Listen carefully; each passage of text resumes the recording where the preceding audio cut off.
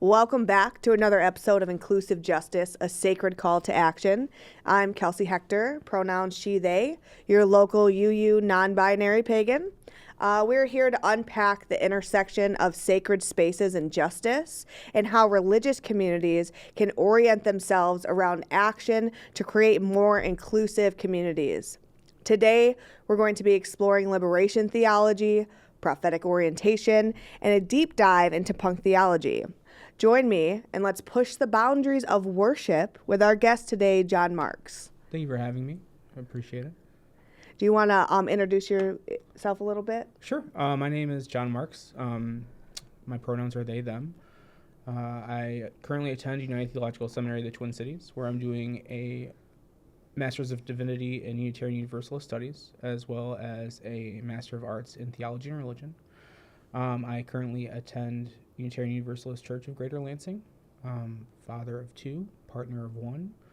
I don't have a lot of free time, but in that time I do extracurricular reading and on top of the already mountainous reading list that you have for your classes. And then I started getting into game design this year. So I design games as a form of spiritual reflection and introspection.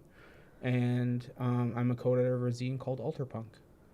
Awesome. And if our listeners want to find Punk, or can you tell us a little bit more about what Punk is and where to find it? It's on whiterosewitching.com, which is what my friend Ron has for his kind of platform. It is a zine that we edit and put out about theologies and spiritualities of resistance.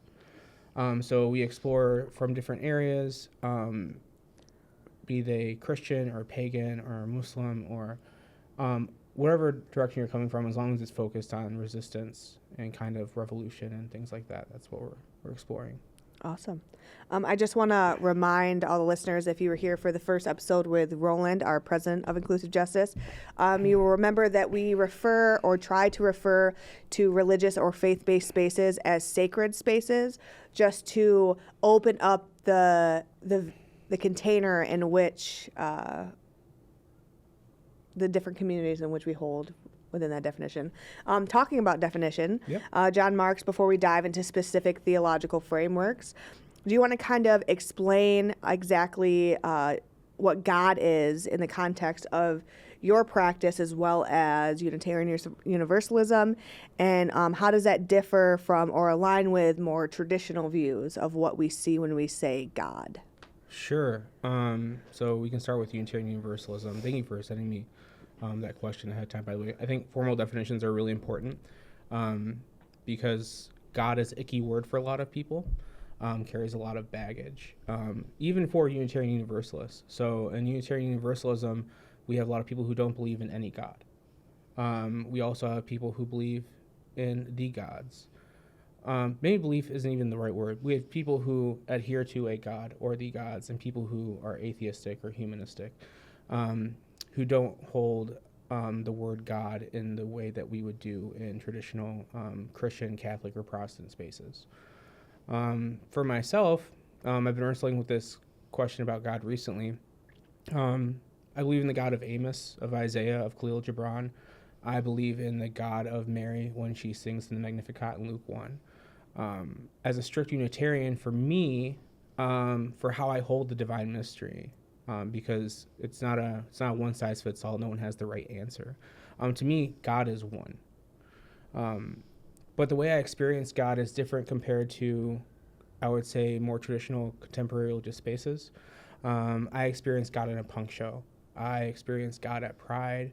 I feel the Spirit of God move through the air at a concert. I feel the love of God in community. I don't see the Word of God as the entirety of the Bible, but I do see the Word of God in certain books like Isaiah, Amos, Micah, Malachi, and more. And we'll get to talking more about this, but through my own punk theology, I hear the voice of God from Greg Graff and from Bad Religion as he sings against American Jesus. I hear the voice of God in Kathleen Hanna as she sings about the rebel girl. And I cannot help but experience God as Laura Jane Grace sings True Trans Soul Rebel, or Vicky Vera screams her opening battle cry in Worst Fear Best Fantasy.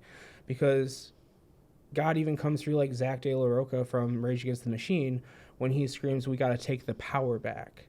So for me, God very much feels like a spirit of resistance found within working towards a new reality. So, liberation theology has been a significant movement within various religious traditions. I know that we have spoken about this quite frequently lately, especially with the stuff that you're doing in your program. How do you define liberation theology, and in what ways do you see it shaping the future of UU, particularly in the context of social justice? Yeah, so liberation theology started in the mid 20th century, primarily in Latin America through the Catholic movement. It eventually became a Protestant movement and became something that kind of dissolved these lines between different religions and different, whether you believed in God or not. My favorite definition is from my professor this past semester, Dr. Rai Segoko. He says liberation theology is a search for revolutionary structural change. It is after a complete rupture from the structures of imperialism, colonialism, and capitalism. Its theology is in some ways dissolves religious and denominational lines because it is oriented toward an engagement with struggles against that which dominates and destroys life on earth. As such, it is inseparable from global class war and socialist struggle. The too long didn't read version of that is that Amos, or through the words of Abraham Joshua Heschel, we refuse the right to worship as long as we're not actively engaged in or supporting those actively engaged in flipping the tables of systemic inequity. So it's faith through praxis. It's not something that you get at church. It's something that is found in the street with the people who are struggling, and it's not happy. It's not questions about metaphysics. It's not questions about what God is or what God isn't. It's about being in the blood and the dirt and really addressing the issues that are affecting people every day. I love that. How do you think that kind of comes into play with, Unitarian Universalism, especially as I feel as if we hear this large call from the majority to come into the a liberation theology of our own, right? Especially because a lot of our work is oriented outside of secular spaces, right? And so we try to be involved as much as possible. You can see, depending on where you are in the United States, you see us at rallies. You can see us doing work in the community, or sometimes, unfortunately, just learning about how to do justice work and not actually doing justice work. But yeah, so the Why in the Circle of Concern Committee came out with a report a couple of years ago, and I think it's in the second or third chapter. They call us to unpack and explore theologies of liberation. What's really important is to understand is that we don't need a Christian framework for this. We have a great framework for this, especially with the more embodied revisions to our Article 2 that call us to look at the principles that we held before and live into them, like with our bodies within the spaces that we occupy, or maybe spaces that we should go to occupy because there are people who are hurting. But it's contextual, so that means that what's going to happen in Lansing, or what needs to happen in Lansing, the kind of systemic changes that we need to see happen in Lansing, whether it be our unhoused community or the 1 in 5 people who experience food disparity, meaning they don't know where the food is coming from for their next meal. That might not be the same issues that say that need to be addressed in the Hamptons, right? So it's contextual, and what's really cool about that is that all of us occupy different intersectionalities. So class warfare is addressing issues of class warfare and exploitation of the working class, and the fact that people exist in poverty at all when we live in a society we have the greatest technology that we've ever had and the most money we've ever had, but we have people who can't eat. That's going to be probably across the board in most spaces. But what I think is really powerful and needed, especially in UU spaces right now, is that it's not just looking at the world outside of our churches, it's looking at our churches themselves. Liberation theology challenges the structures that uphold our religious institutions as well as our governmental institutions. And I think that's critical if we are going to make strides toward the change that we say we want to see, instead of reading about it and talking about it, because as Lenny Duncan says, another book club isn't going to change this shit. Exactly. Right? And I mean, I feel in a lot of UU spaces, that's what we do a lot. Yeah. Is that we get a book club and we learn all these great things, and then we don't do actually any actionable things to orient ourselves to what we learned, right? And as a teacher, I know that with action comes comprehension, Yeah. right? Those lived experiences actually concrete the stuff that you're learning, especially if it's outside of your daily reality. But before we kind of move forward, I want to highlight a word real quick because some people may not know what it means. So let's go back to intersectionality. Yeah. So intersectionality is usually the intersection in which parts of your identity come into play. So we usually use intersectionality when we're looking at how someone experiences the world, and we usually orient ourselves in a way that we look at the different levels of oppression or privilege. And so privilege, especially of late, is a really kind of icky word to some, right? Because they see it as threatening. But what this means is that we're all experiencing things slightly different in our day-to-day lives, and that is completely okay.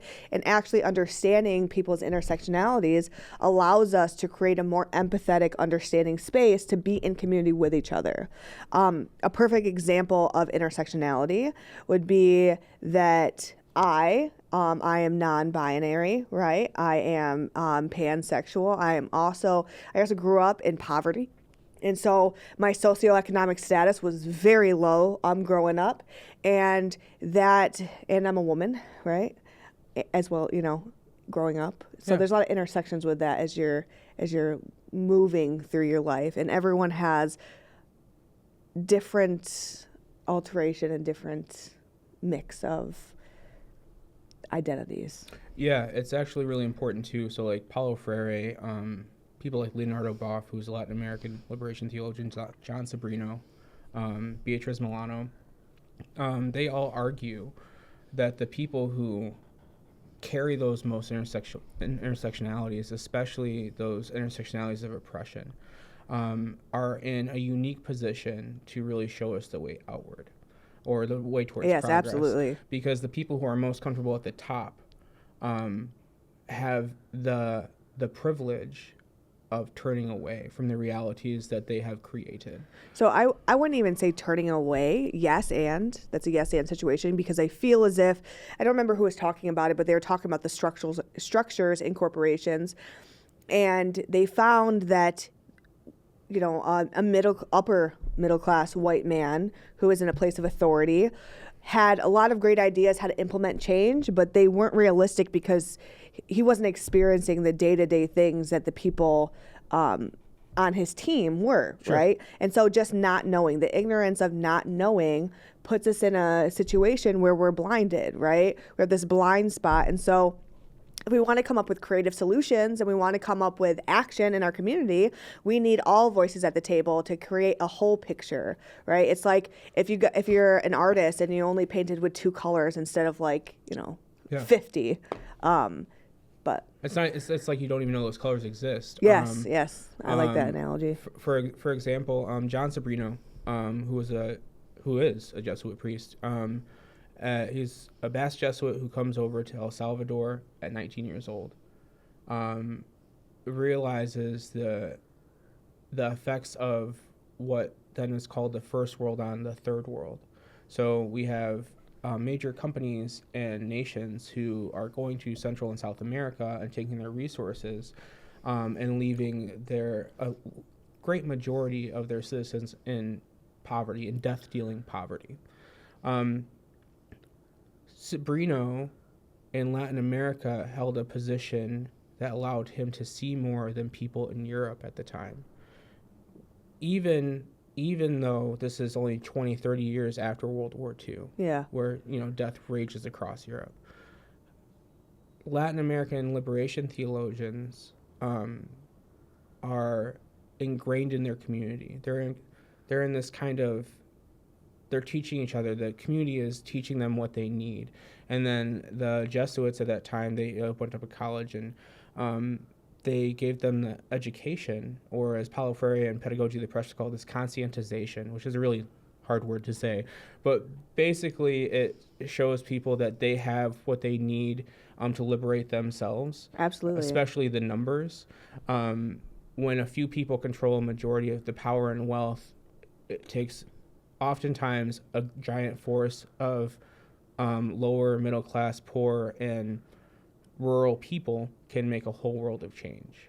And so they uplifted those communities and helped them towards liberation. You see Ernesto Cardenal doing this in Nicaragua during the Nicaraguan Revolution and helping to really bring the religious life into living it, not just talking about it. And so Unitarian Universalism can absolutely deal with that. It's needed. Yeah. And I think that what's really exciting for me as a seminarian is I can tell you there are a lot more younger people, especially when we have a growing population of religious nuns, N-O-N-E-S, people who don't identify with any particular religion. The younger Unitarian Universalists are looking at our tradition and saying we need to do more. We need to live into what we say we are. Otherwise, and if we don't, being only 63, 64 years old, we're going to start losing numbers by the millions like every other tradition is right now. Absolutely. And with that erosion, right, you see community continue to kind of, crumble, I guess. But then also be formed in new ways. So I know that we personally have talked about how we can change the way in which sacred spaces look and operate so they can move with the times, right? I know we were just talking about it this morning, is these huge mega churches have already been doing this very intentionally, creating spaces that are modern, that appeal to people, even though the background of their messaging is not great. It's awful, right? It can be oftentimes very oppressive, very exclusionary, right? But you walk into that space and you feel the Spirit, right? And regardless of what you define as the Spirit, I think that it's really important as a community to have that flow through, regardless if you want to call that gods, deities, if you just want to call that joy, right? Excitement. But yeah, so you want to say any more about? My friend JM and I talked about this. They grew up in a Black Pentecostal tradition called the Kojic Church of God in Christ. I spent about between 6 months and a year in a Kojic church. It does not align with me theologically, but we both agree that something beautiful happens there. The music makes the hair on the back of your neck stand up. It's a largely Afrocentric community, but like that community is so embracing and uplifting of its community, right? You go in there, you feel loved. You absolutely feel the Spirit move. And if we can do that in places that a lot of inclusive places might disagree with theologically or even politically, then we can do that in these more progressive's not the word. These more, the UU Church, for example, in its current form, largely looks more humanist and atheist. I believe that despite the focus on a sort of Godhead, that through emphasizing the depth and complexity of our current Article 2, that we can have the Spirit move through our spaces. Yeah. Through that shared connection, through that sacred network of interconnected web of existence. If we decenter ourselves from that web and realize that we are a part, we can get out of the way so something else can move through that entire thing. Absolutely. I think some of our problem as well is that we say we are outside of this system in which we are, raised in, but that's a fallacy. That's a lie, right? Because at least I have noticed that a lot of UU spaces are still very egocentric, very individual. That's why I reference back to the book clubs, right? That's a very interpersonal work where when you step outside of interpersonal and you go into intrapersonal, right? You see a lot of change happening. Yeah. You see a stepping out of that, very capitalist, colonial idea of the individual being more important than the community, right? And we echo that in our spaces, and we don't talk about it enough, at least in my opinion. We really do need to deconstruct those things so we can let Spirit flow through, right? Because before we can allow that, there needs to be a little revolution in the community itself to bring us closer together. I know that oftentimes at least in our community, we struggle with constructive conflict. Sure. Or we always... Our church community. Yeah, our church community in general, like our local church community. We struggle with conflict extremely, and that comes back to being nice, right? Yeah. I know that you're preaching on that soon, but to be nice seems really great until it stands in the way of change and restoration of relationships. So what do you think about that? Like, I am talking about the need to not be nice. Liberation theology is not nice. It's caring. It's full of love. Prophetic orientation is not nice. Punk theology is not nice. If you are a member of those communities and want to support their mission, it's a nice place to be. Chimamanda Adichie, I'm not sure if I said her last name correctly, she says, please do not be nice. Be kind, because kindness is a measure of our humanity, but do not be nice. Nice wants to always play it safe. Nice says that my comfort is more important than that person's liberation. There are often times where we feel that we see something, but it's not our place to say something. And we'll talk more about this later, but when we do that, when we let these microaggressions grow to become macroaggressions, we are passively supporting their existence. We are contributing to the multiple death-dealing cultures within this country and the world. It doesn't do anyone a service to let that rude thing someone said go. It doesn't do anyone a service for someone to let that homophobic or racist comment go. Absolutely. It builds the culture that sustains and uplifts levels of racism and homophobia. Exactly. I know you give me, you have told me this example multiple times, and so you'll have to speak more on it, about the bar example with the Nazi. Can you, can you tell us about that example? I think it ties perfectly into what we were just talking about. Yeah, so I was reading a punk story where this kid goes into a punk bar, and he sits down. It's his first time there, and he's there for a while. He orders a beer, and someone sits down next to him, and the bartender pulls out a bat and says, "You need to leave now." The guy says, "Okay," gets up and leaves. And the guy's like, "Why did you do that? Why would you bring out a bat in this situation?" It's like, did you not see his arm? He has swastika on his arm. He's a Nazi. And if a Nazi feels like this is a safe space, then all of a sudden he's going to tell another 2 or 3 of his friends. Then it's going to be each of them are going to tell 2 or 3 of their friends. And all of a sudden we have a Nazi bar. Right. That person cuts off the ability for that person to feel comfortable or safe in that space. Yeah. So that life can flourish. And I think that's really important when we are in community with each other, that accountability, not as severe as this, obviously, but accountability is not a scary thing. No. It's actually a life-giving thing, because when we hold each other accountable, I'm probably not going to be happy about it in the moment because I'm going to feel shame and embarrassment. But if all the book clubs that I participated in did any justice, and the work that I hopefully have done personally, I can walk away from that moment thinking more deeply about how my actions affect other people and spaces, and then come ready to create that change the next time I'm there. But not just that, but restore whatever was broken first. And that's a really, really hard thing to do, especially in a very nice community, right? So I like that. Be kind, not nice, right? Because nice allows for harm, right? Especially, I keep seeing, we talked about this last episode too, which is really funny.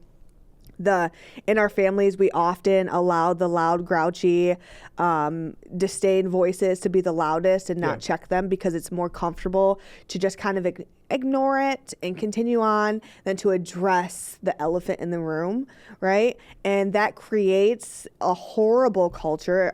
It's not a safe space. And so I think that if we can all work on orienting ourselves in this fashion, that we come to the table of our own communities with, more open minds and more ability to be inclusive. Yeah, and we live in a tradition that values covenant, or says that values covenant. And I don't mean to be snide towards our tradition. I really think that covenant's a powerful thing, which is one of the reasons that prophetic orientation is so important to me, is because the prophets show up when the people are out of covenant.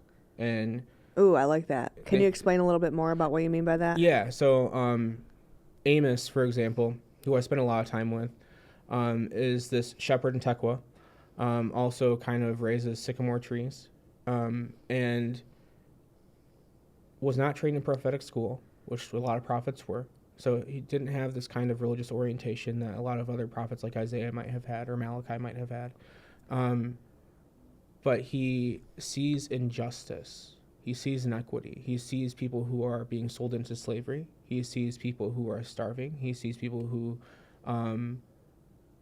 are being killed by the systemic injustice that's going on. So he goes to the northern kingdom, and he's in the middle of it, and he just starts pretty much condemning everyone through the voice of God. Thus says the Lord, right?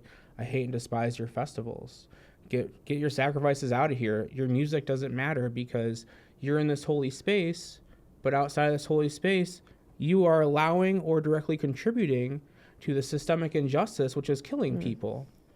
You are out of covenant. Talking about those mega churches. Yeah, and so if you do not get back into covenant, Israel is going to disappear, right? Yeah. For the northern kingdom, like, you know, and it's funny that you talk about this kind of, especially in families, this kind of dynamic, because Amos is counter to those dominant voices. Amos isn't popular. Amos could have been killed pretty easily, right?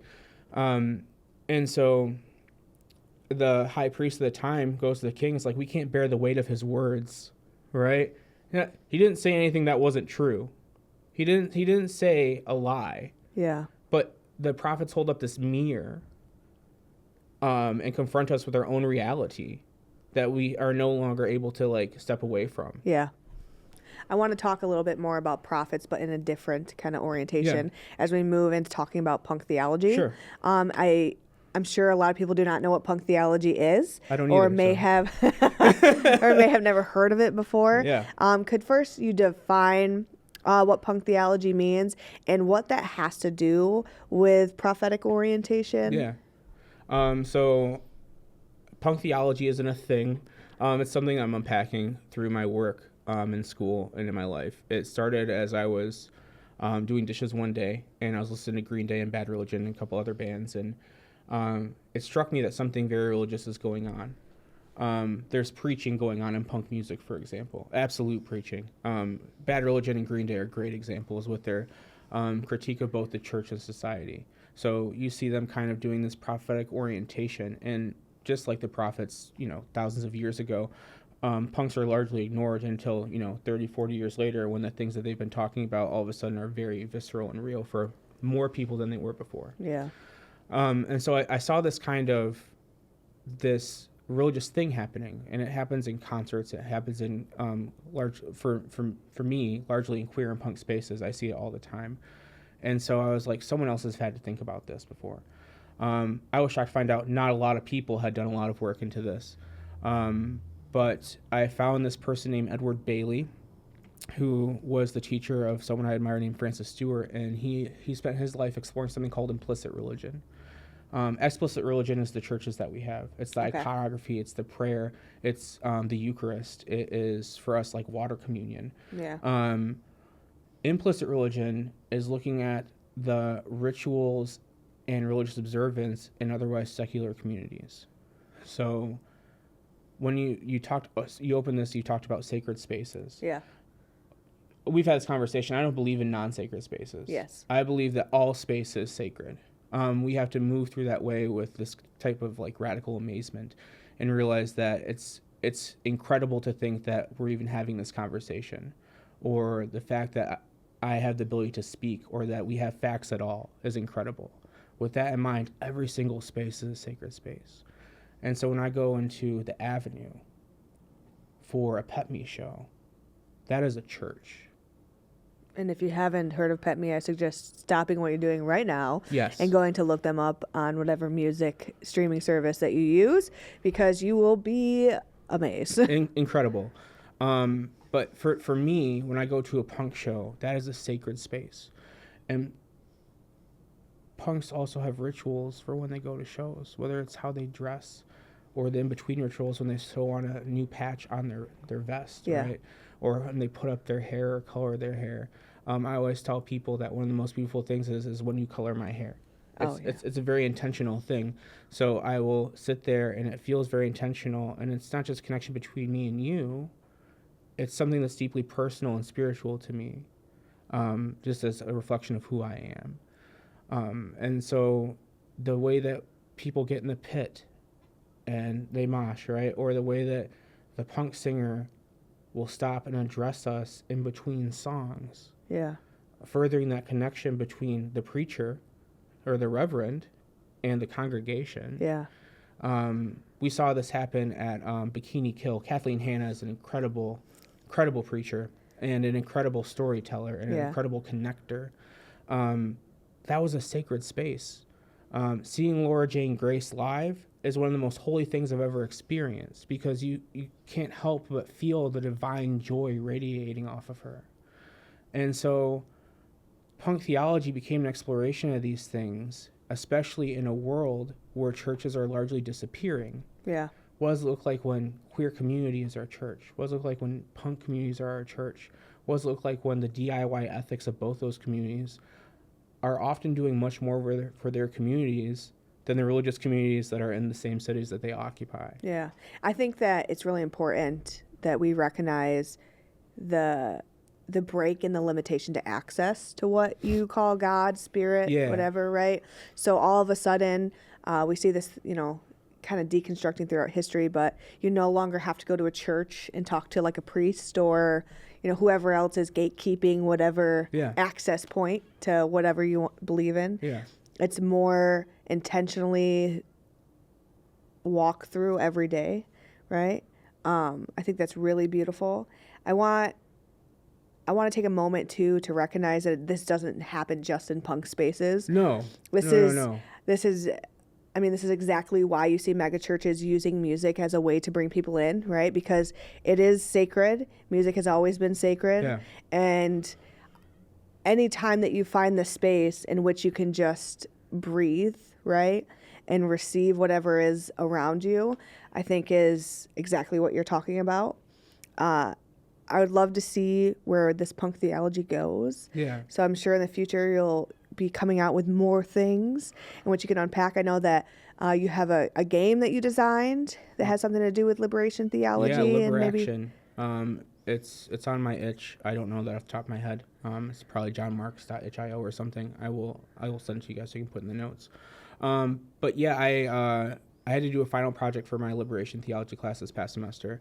And I knew that, so I started working on it well before the semester started, and built upon it as the semester progresses. But it's a solo journaling RPG, and we talked about this briefly, but solo journaling RPGs are a spiritual exercise for me, a way to deeply reflect upon different scenarios in your mind, which may help you actually maybe live similarly in the world around you. It's kind of like an intentional journaling meditation. But more or less, it uses a tarot deck. If you don't have one, it comes with one. It's free online, or you can donate to make cool queercore art in the future. And each card is tied to either a different role that you'll play in the major arcana, or a different situation that you have to deal with as a lay theologian or a pastoral theologian.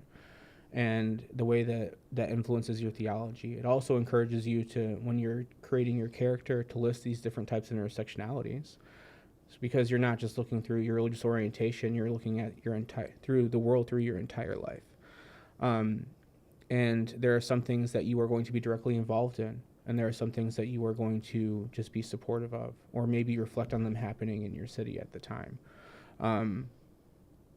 But what's also important is, as we have seen across this country for decades and decades, is when we have liberative voices, when we have liberative people come to the forefront, it is not a safe thing all the time. So you have to deal with the blood and the dirt and the potential death of your character or those around you, because that's something that we have to deal with in our daily lives as religious people or not.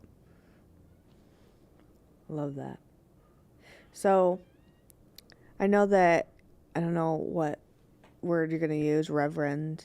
Okay. Probably, yeah. Maybe. Yeah, probably We'll in our tradition. But as you approach graduation and the prospect of becoming a church head, how do you envision integrating what we've talked about, so liberation theology, punk theology, and prophetic orientation, into your ministry? Or how would you suggest that others right now can orient themselves in this way? Yeah. I think it's important, before I answer that question, talk a little bit about prophetic orientation. Yeah. Which is not like a small thing. So I made a list of a few things to go over for it. And when I say prophetic orientation, I don't mean that like in the Hebrew Bible, everyone's going to be called by God. This loud, booming voice. Yeah, this loud, or this experience, right? Yeah. But I do believe it's something that can be learned. And it's important to be learned. So for an example, for the prophet, there's no such thing as a small injustice. We talked about this a little bit before, that there's a firm belief that a microaggression left unchecked becomes a macroaggression, a death-dealing reality. This is why people like Abraham Joshua Heschel, who thought a lot about the prophets, says that indifference is almost the greatest evil. Yeah. I would say that indifference is like the garden of evil. Okay. Because indifference says if you allow an exception to happen, it becomes in turn accepted and a part of our reality. So I would almost think of it as the soil. Sure. So it nourishes the fruit that grows, right? Yeah. Without the we reap what we sow. Yeah, without the nutrient soil, we don't have. There's a lot of dirt talk that we've been doing lately. Yeah, there's a lot of dirt talk. Because liberation is dirty. It's bloody. It's not fun. People are like, oh, is punk theology fun? Not fun. Liberation theology fun? Not fun. Prophetic orientation is not fun. And so the words in the face of these injustices are harsh and relentless. And a lot of people may think that the prophetic voice or someone with a prophetic orientation is overreacting. Okay, yeah. But because it seems, let's dissect that real quickly, because I feel like I have experienced this where if we call something out that seems very small to someone else, we are looking at it from above at the greater picture, whereas someone may be looking at it firsthand in their direct experience. And so, yes, there's a yes and situation, right? That person perceives us as being too much, right? That's a lot for what just happened. Yeah. But in reality, the other truth is also a truth, because if we allow, like you said, those microaggressions to continue, they often escalate into macroaggressions, and then, this is how we have systemic inequities. Well, right? you have to think about it too. So if what's going on with that position is that it's an overreaction, when it comes to like homophobia, transphobia, homelessness, hunger, wealth disparity, inaccessibility to mental and physical health care, if that's an overreaction, what is our lack of reaction called? Underreaction. Right. So like if those are things that we just accept as part of our reality, but to the prophet they're a catastrophe. Yeah. Right. There's only something to be gained from more of us feeling like wealth disparity or food disparity is a catastrophe. Yeah, I mean, and anger is the feeling of change, right? And I think that oftentimes we shy away from anger, especially for me, because often I will be perceived as, an angry woman. I've been called a bitch more times than I could probably count on both of our hands. And so anger is often seen as this very negative and violent thing, but there's another way we can perceive anger, and that is it's the fuel behind change, right? And so if we see someone that is very angry, there is something deep within them that is telling them that something needs to change. Yeah. The reaction may not be mirroring what change they want, because as we all know, a lot of our education is not based around emotional regulation or understanding, especially for men, right? You're not allowed to feel. I mean, we saw it with the Tim Walz thing, right? Yeah. Where we're now making fun of a 17-year-old man, right? A boy that is crying because he's happy for his dad, which is just wild to me because, and I guess the thing that frustrates me too with that is that all the headlines I keep seeing is like, kid with learning disability. So it doesn't matter that he has a learning disability, period. No. Yes, that's an intersectionality of his existence, right, of his being. Yeah. But in this context, it does not matter that he has ADHD or anxiety or a learning disability. What matters is that he's a human being and we are allowed to feel feelings. And we need to stop being afraid and condemning others for feeling things, right? And part of that, so like, for example, for me, I have almost no tolerance for homophobic or transphobic comments. Yes. I am very vocal about this. I can feel it in my body, like my blood boil. Because when we let those comments to continue, when they become a manner of legislation, we've created a world where a 14-year-old trans girl like Polly Likens is murdered, dismembered, and thrown into a river. Oof. And that in our country... So before we move on, let's just take a moment to like digest that for a second. No, it's horrible. I when I read about it, I was brought to tears because part of it is that we have created and sustained that reality. Yeah. Some are guilty, all are responsible. It's the we, as in all of us. All of us. Yes. There's no pointing fingers that you're guilty. No. Right? Okay. No, we are, so when we do not actively push against the status quo, when we do not actively scream and yell and work towards actual change, we are either explicitly or passively contributing to the death-dealing culture that we live in. Absolutely.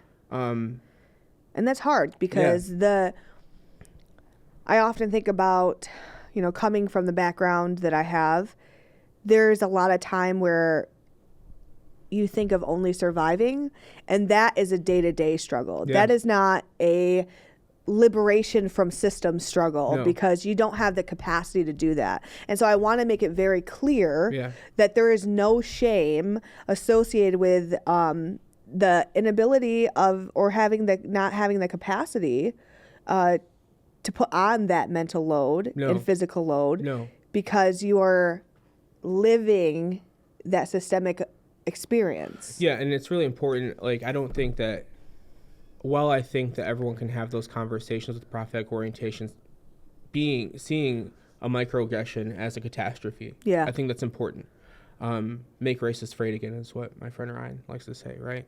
Talking about Ryan, they also do a lot of the same game stuff that you do, correct? Yeah, they got me into this type of design, them and Rabbi Cohen. That's a whole nother podcast. We should do a game podcast sometime. But no, it's this idea that not everyone has the capacity to carry that emotional weight. Yeah. I'm not suggesting that everyone does. But when you see someone that does and that you say that you want the same reality that they want, to support them, to uplift them, whether that is putting money towards a project, a fund that they're using for some sort of advocacy work, or giving them a platform on your podcast or in your church to speak, right?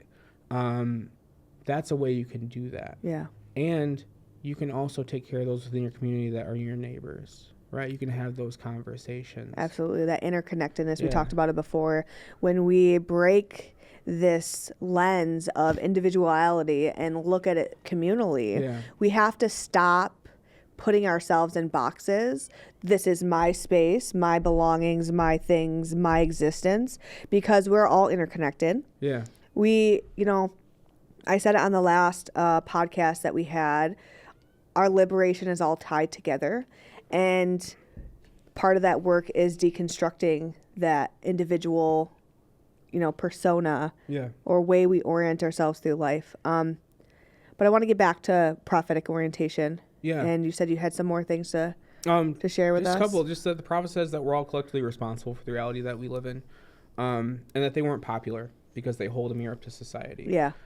This happens. We see this happen all the times in our families whenever we push back against some sort of behavior that has been harmful for, like, breaking that generational curse, right? Yeah.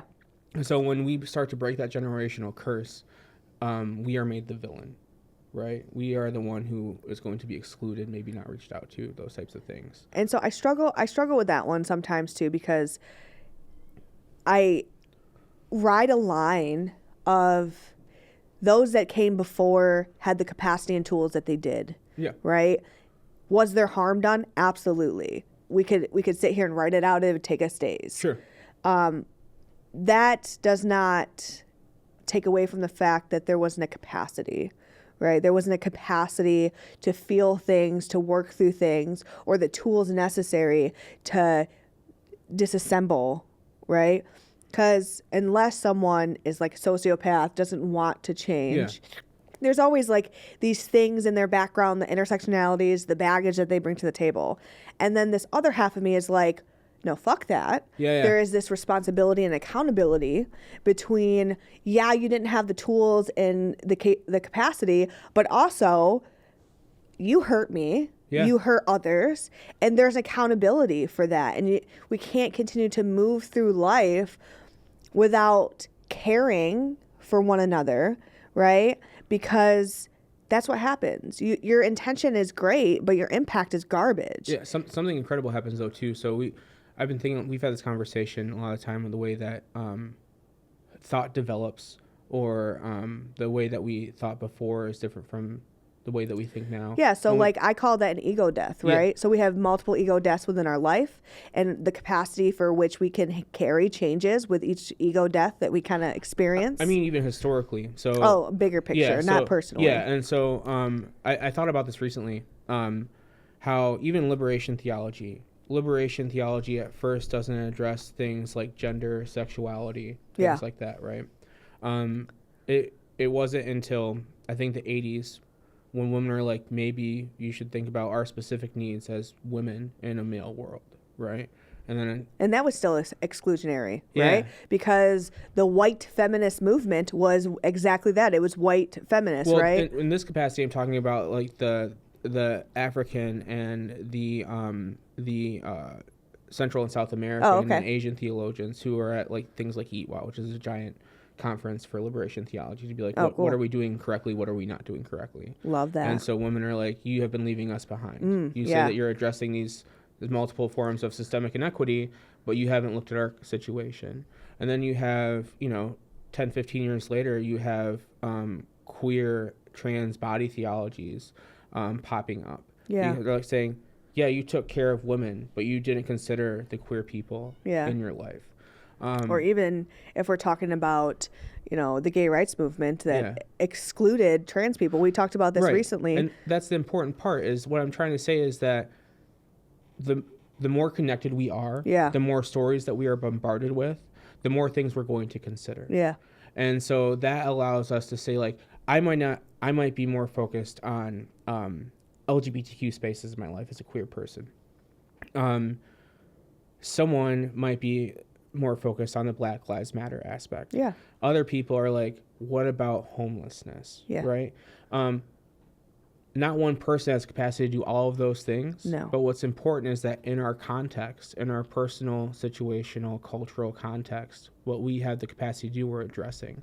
And the more that we share these stories, the more avenues that liberation, I believe, will open up. Yeah, absolutely. And I feel like you don't have to head that movement to support different movements, right? No. So when we make space at our tables for these different action, social justice movements and the people that lead them, and we talk and we connect and we figure out together how to move in a way that's fluid with each other, we don't have to take on the burden of all of these things that we're doing, because we can disperse the weight, right? I like that. Well, you have to too. And then when you have the capacity to support and share, you do. So Fidel Castro is a great example. Growing up, I was only taught to demonize Fidel Castro. Yeah. But what you don't hear about is how influential he was on people like Malcolm X. What you don't hear about is how he helped during apartheid in South Africa with Nelson Mandela, right? So Cuba has the capacity, so they're going to go speak and teach in these places. Yeah. Saying that your situation is your own. This is what we learned from people like Lenin Mao and people before us. Yeah.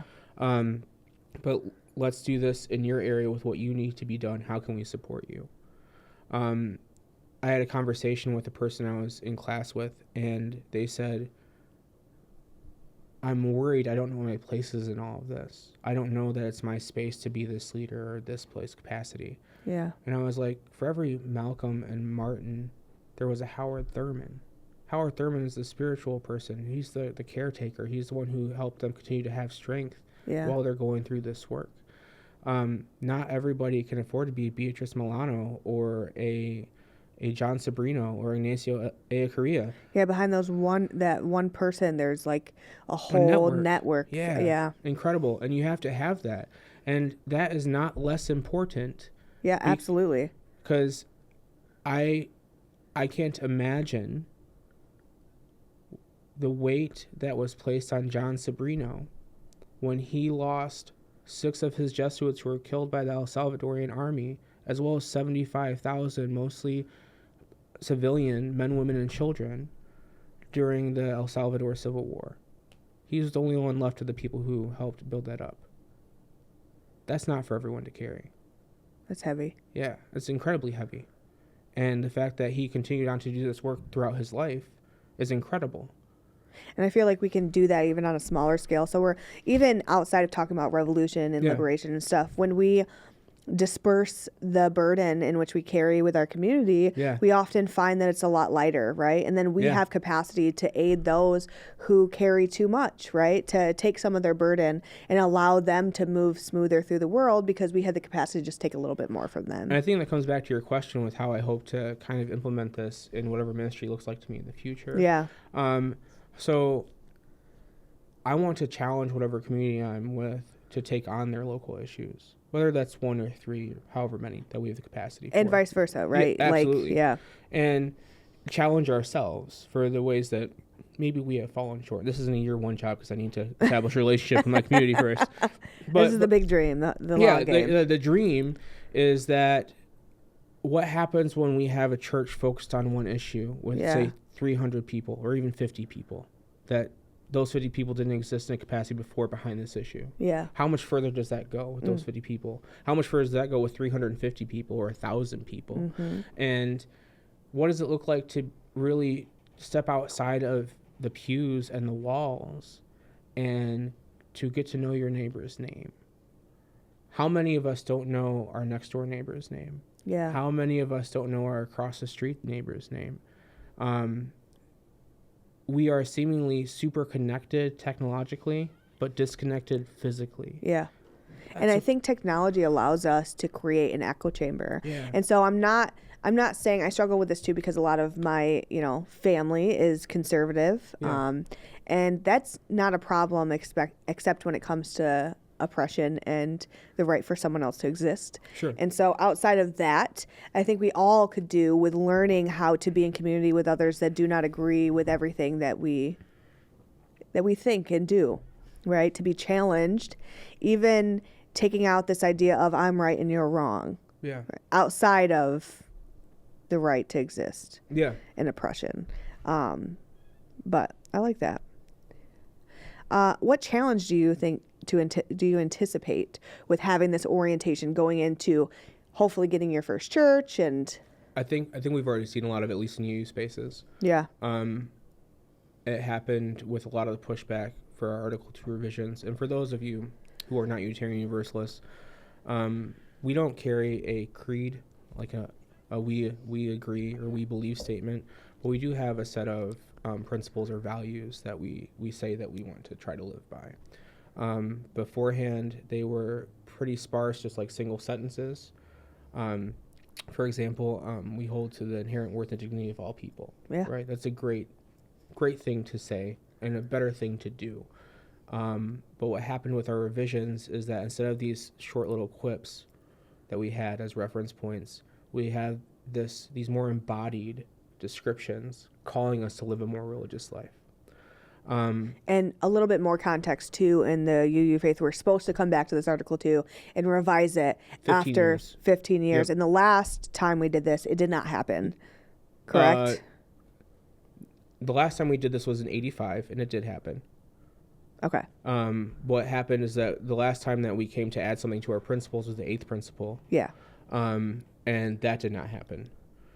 There are some churches that adapted that specifically. And for those of you wondering what that is, I believe it had to do with the centering of the voices and experiences of people of color. in a capacity. And then there was also an amendment that was put forth to this past General Assembly that said that's not only important, but also the experiences of the trans, non-binary, and other gender non-conforming people is essential for us to move forward as a Unitarian Universalist. And we had pushback. Yeah, we had a lot of disgusting pushback. A lot of pushback. And so I think that too brings up the point that while we are a liberal space, there's so many systemic issues that are still unaddressed within our own safe space. And I do air quotes. I know you can't see that, but because we see it very apparently, right? And it surprised me because I am newer. I think, 2-3 years? I think we've been a member for 3 years. I think we're closer to 4. Oh, okay. Dang. Time is an enigma, not real. Like 4 years, right? And so relatively new to the space. Before this, I had never really been in any kind of church life. And so it was surprise to me to come into a very liberal, forward-looking space and to hear this pushback on things that I would just thought, duh. And so that's going to happen. And whenever you call people to be more embodied into their religious orientation that they say they hold, and they haven't been living in such a way, it's the same thing as the prophetic orientation. Is what's happening is that a mirror is being held up. And some people just want a book club. And some people just want the community, and that's okay. But what I think for our tradition is important, because we're going to get pushback in all of our churches, because I hope that we continue to embody this more embodied religious experience. I mean, we're not just the only ones, right? Like the UCC church, we see doing beautiful work. There's so many spaces. I mean, pagan spaces. We have all across the board. We have very liberal, inclusive spaces. And we all kind of struggle with some of these systemic things that crop up now and again, right? And so you're just asking us to live more into first acknowledging our shame and embarrassment and allowing space for it to be like, it's okay that I feel this way, right? This is perfectly normal. There's nothing wrong with me that this happened, but now it's something to work on and move forward with to kind of change in the way we orient ourselves. Shame is, I think you might have told me this. Shame is like this kind of reflection on ourselves that we fell short of our own expectations. Oh, absolutely, yes. Right? And I think that's important. And I think that sometimes we need people to show us that. And that we need to be able to sit in that discomfort. I forget who said it, but they said that church should discomfort the comfortable and comfort the uncomfortable, right? Like nice. I like that. So like those who are in a position of privilege and wealth and power and safety, they should be made uncomfortable, but it should uplift the concerns and the livelihood of those who are suffering. I think that that's important, and that's going to be hard in some UU spaces because we are largely, we're going to age out of it here within the next 20 years. But right now we're currently a largely white, upper middle class, very comfortable population across our churches. What's happening since my parents were my age is that our money doesn't go as far as it does anymore. The time commitment is not as available because we're all hustling, right? We have that hustle culture where some of us have to work 2 or 3 jobs to get You mean by. Oppressed by capitalism. I think that's the word. I think that's the sentence that you meant to say instead of the hustle. And so we're going to get pushback from our communities right now because we still have this tension between the people who are coming up, these millennials and down, and then we have the people who have been here for a long time. And there's going to be tension between those spaces. And I think in a lot of instances, I've met a lot of people where we're meeting common ground and we share a lot of the shared hope for our religious community. Which is, I think, is really important to announce or to make clear. Because I don't want to demonize the people who came before us.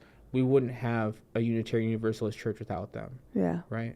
And so we have to give them props and be like, you created this space for us. Just like the Lejibekwa community did for the Lejibekwa community now. We wouldn't be able to have conversations like this if it wasn't for the homo core, now queer core movement. And so the people who came before us are important to acknowledge and celebrate, but also let's keep the progress going. It's a bounce board, right? It's not a place that we need to be stuck in. I like that.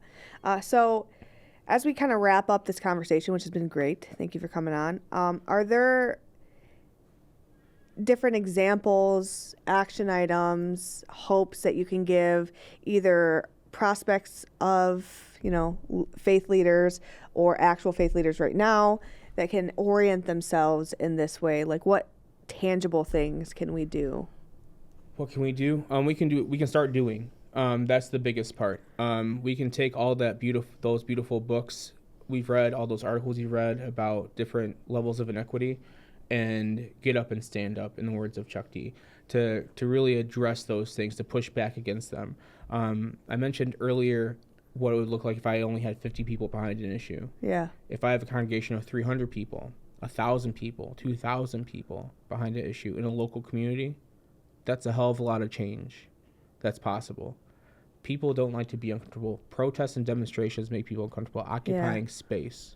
We saw that especially in the early Free Palestine movement. Yeah. With these students across campuses. I mean, across even the country. now, right? Yeah. Like at what was it, in Detroit, where they were interrupting Harris's speech? Yeah. Right? Yeah. And so but what I'm talking about is that there's going to be resistance. Yeah. And that we have to be prepared for that. Not everything can be peaceful, and that's okay. Yeah. If we want meaningful change, and that's why I'm saying not everyone has to be on the front lines. It's not for everybody. It's not possible. It's not accessible for everyone. No, it's definitely not accessible. Yeah. But we also,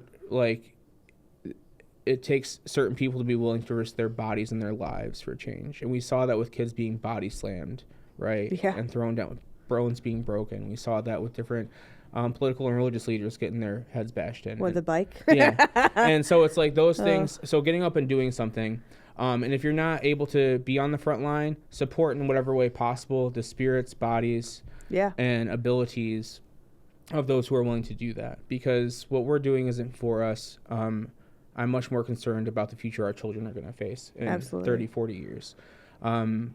Because if we've seen what's rolled back in the past 8 years, and something doesn't change quickly or at all, it's going to continue to go backwards. But regardless of who's in office, by the way. Absolutely. But I do have hope because a lot of the people that I get to interact with in seminary, not only my seminary, but seminaries across the country, because social media is a beautiful thing. Yeah. We're already making change within our own religious body. So even our credentialing system to become ordained was largely inaccessible. It's still a little bit inaccessible for a lot of us would like to see it, but it's made a huge headway in becoming easier for people to attain. We're having these conversations. Reverend Dr. Sophia Betancourt comes through and says we need to stop shying away from God talk. We come from two Christian traditions who evolved one way or another, came slammed together, right? And a lot of our spaces are afraid of the word God. Yeah. And God is a powerful thing. I think science and philosophy are great. They've shaped my life, philosophy especially, in ways that... Science mind, so I understand. Yeah, that I couldn't imagine. But them by themselves can be rather lifeless without something moving through them. Yeah. And so if we're not able to navigate those spaces absent God talk, one, we need to find ways to do that. But two, we can't demonize people who have a belief system that's different than humanism or atheism. And what I find interesting as a pagan in UU space is it's much easier for me to coexist, I think, at times. But once you say Jesus, you see a lot of people being like, what? Which I find is interesting. So maybe as a collective, we kind of need to... Well, it's education. Yeah. So I'm fortunate enough, I'm blessed enough. I don't know what the ROI will look like, but right now I'm going to school. And so I didn't touch the Bible for years. Years. And you know this. Much less the Hebrew Bible, which... Because of, religious trauma and different things, because I saw it used to hurt people. And growing up Catholic, we didn't Bible, the priest Bibled. So, why would I do that? But before I got to seminary, I didn't touch it because I realized I didn't have the tools and education to approach a text that's thousands of years old, far removed from my current cultural situation and level of understanding.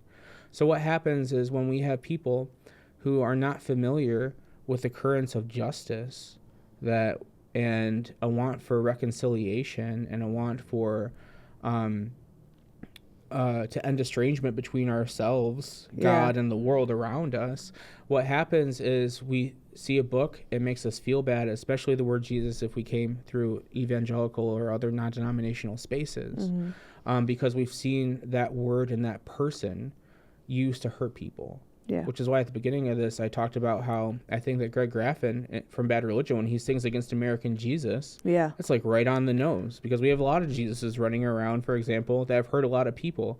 But the one who's flipping the tables in the synagogue when it's being used by the capitalists to exploit people, I'm all about. When it's the God in the Magnificat who's going to strike down the powerful and uplift the needy, that's the God I'm about. And if we can't read that context and take what's valuable to us and leave the rest, we're doing ourselves a disservice.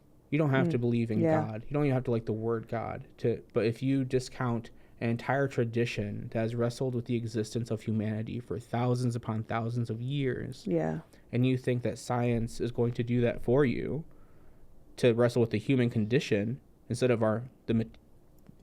what makes us being able to be human, our atoms, you're going to do yourself a disservice and leave a huge part of being human and culture out of your system. That's the same thing as using it as a springboard, right? Not to get stuck in the mud. Yeah, and like one of the things I love about the Hebrew Bible specifically is that depending on who's writing, God looks and feels a little bit different. Because they're wrestling with their existence in humanity. It reminds me of American Gods. I think it was on Stars or something, right? Where you went to Astera's party and there was all these Jesuses around. There was like hundreds of Jesuses, and it's because of perception, right? And how we see. And the education you have until that lens. point, and the experiences you have. And I think there's an incredible book by a Nigerian author, Chinua Achebe, called Things Fall Apart. And I read that book maybe 15 years ago, well before I met you. And one of the things that strike out to me is that there's this dialogue. He says, it's funny, I think it's funny that whatever the Ibu man wants, his God wants too. Yeah. And I'm like, in a large case, that's a lot. So if your God wants to restrict the well-being of certain people, I'm not about your God. I'm going to call that idolatry and demonic. If your God wants to uplift and encourage the flourishing of all people, that's a God I can get behind. And that's the God I see in Amos and Isaiah and Khalil Gibran. I love that. Thank you. Yeah. This has been very enlightening. I loved this conversation. As we wrap up, I just want to thank you again, John Marx. You can find their work. We're going to hopefully put it in some form of comments. And if you're on YouTube, I was told like and subscribe, because that's the thing that you're supposed to do, right? So that we can reach more people and get our voice out there, because I think it's important, especially as we come into a time where religious spaces seem to be kind of, I don't want to say crumbling, but eroding. Oh, they're crumbling. Yeah, they are. Eroding. And we just need to find inclusive community spaces to be with each other. So if you have a story, you want to be on the podcast, you have interest in sharing your wisdom with us, please reach out to Inclusive Justice on Facebook. We would love to have you and hear what you have to say. Again, I'm Kelsea Hector, and it's been great. Thank you so much for having me. Thanks.